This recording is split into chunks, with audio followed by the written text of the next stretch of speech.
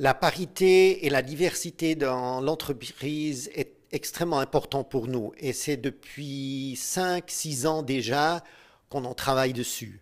C'est pas quelque chose qui se passe en 1 ou 2 ans, mais c'est vraiment un développement qui se fait à plusieurs années. On a travaillé surtout sur deux éléments. L'un, c'est on a travaillé sur la flexibilité, on a travaillé sur le mentoring des femmes, on a travaillé sur du role modeling de femmes pour donner l'exemple et puis pour que les femmes aient un network qui leur permet de discuter avec d'autres femmes qu'est-ce qu'ils ont eu comme expérience et comment ils peuvent se développer. Ça, c'est une chose. Et l'autre chose, on s'est focalisé sur tout ce qui est talent. Donc, on travaille pas sur la question est-ce que on choisit un homme ou une femme sur ce poste aujourd'hui.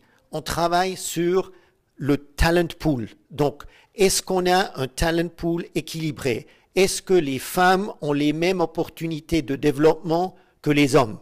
Et s'ils l'ont pas, comment est-ce qu'on peut leur aider pour arriver à avoir la même chance quand il y a un nouveau poste qui se crée? Donc, on a défini très clairement avec notre politique, avec tous nos règlements, qu'il doit avoir une égalité entre hommes et femmes, et d'ailleurs aussi entre les différentes ethnicités ou n'importe quel élément de diversité.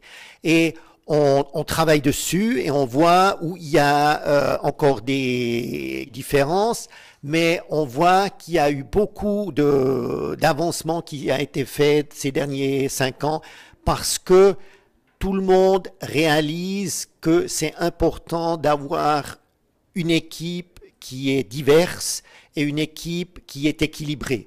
Et l'égalité de salaire est un des éléments qui est important pour qu'on ait une équipe équilibrée et une équipe qui est inclusive.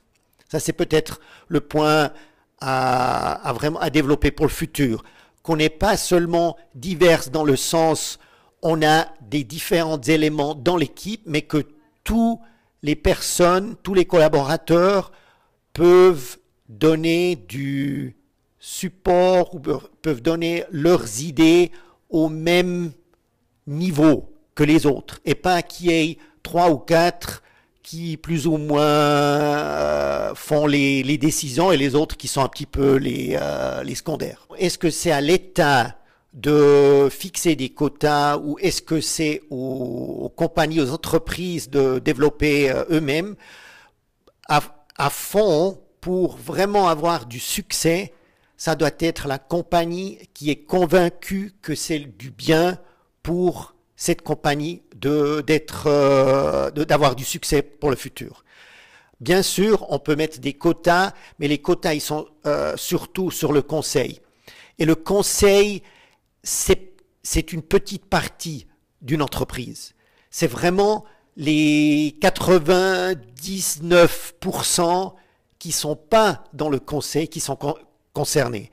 Et là, c'est l'organisation, c'est l'entreprise, c'est surtout le leadership qui doit être convaincu que si on a une organisation qui est plus diverse, qui est plus balancée sur hommes et femmes, cette organisation va être plus puissante, va avoir plus de succès. La compagnie, l'entreprise doit être un miroir de la société où elle est engagée, où elle travaille.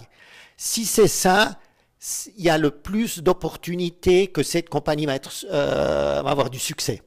Si elle ne l'est pas, on va probablement manquer beaucoup d'opportunités dans n'importe quel domaine que cette entreprise travaille.